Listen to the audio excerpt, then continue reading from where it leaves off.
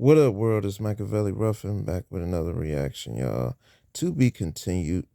Disturbing lie Tupac believed to be true because it came from somebody he trusted. If you're new to the channel, don't forget to hit that subscribe bell. Man, this is the last of it, y'all. Shout out to Del Rey for dropping the clues. Thug life. Your mama.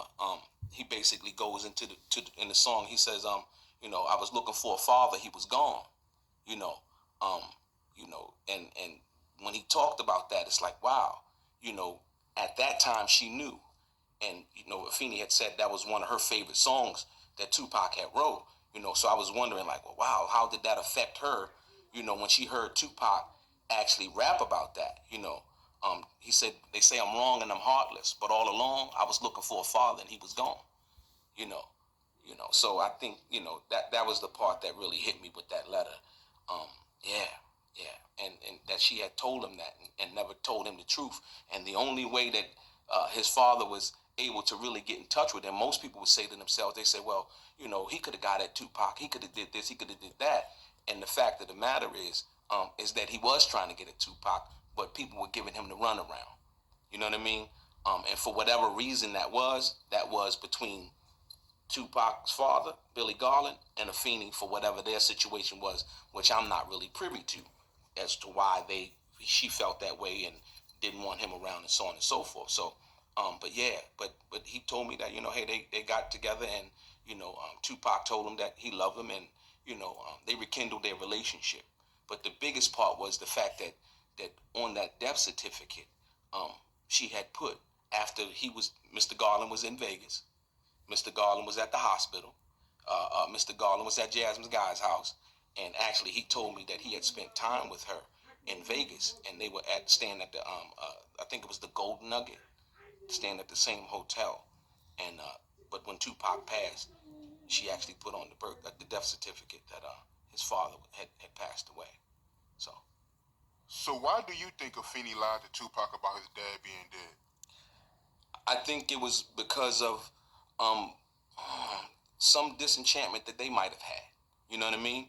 Um, and usually that's usually what the case is. But then when you think about the latter part of it, I think it came down to money.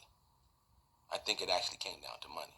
You know what I mean? Because if Mr. Garland was there in his life, and was known to be his father, on the death certificate, then he would have a right to half of that estate.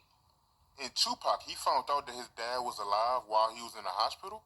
Yeah. He actually found out, like I said, when he was recuperating in the hospital at Bellevue Hospital after he had got shot at Quad. And so, yeah, Mr. Garland said that when he had walked up there to the hospital, and he walked in, he said basically he was going in to see his son. When he walked up, the security guard was there. He said basically that he said, I'm going to see my son. He said, who's your son? He said, Tupac. He said the security guard actually told him that Tupac father's dead. And Wow. yeah, and that I think it was either Afeni came out and said um, no, that's Tupac's father. Let him in. So that goes to show what I'm saying is that she actually knew. You know what I mean? She actually knew because she got him to be allowed into the hospital to actually see Tupac. So how did Tupac feel about that, man? Finding out that Afeni lied to him? Um, well, Tupac was upset. He was upset. He was upset, and from what I understand, there was various conversations and disenchantment between Tupac and his mom. In regards to that. So yeah, he was pretty upset. But I don't think that stopped um, him from loving his mom. You know what I mean? Because that was his mom. You know what I mean? But like I said, he said so much in in Dear Mama. You know what I mean? When you listen to the song, basically, kicked out on the streets. At the time, I never thought I'd see a face. It ain't no woman alive that could take my mama's place. You know what I mean? So I think that just like I said once again, in a lot of African American males' homes, we go through that. You know what I mean? We go through that. Like I said, I'm from Maryland. And how I grew up, Tupac, that same thing, being in Maryland, growing up, Baltimore School of the Arts. Like I said, born in New York, and so just that thing, and just going from place to place and so on and so forth. So yeah, but yeah, there was some disenchantment there. And earlier you said Tupac had two birth certificates. You only showed one. Show me the other one, my man, because one said Tupac and the other one said Lassane. Yeah. Actually, yeah.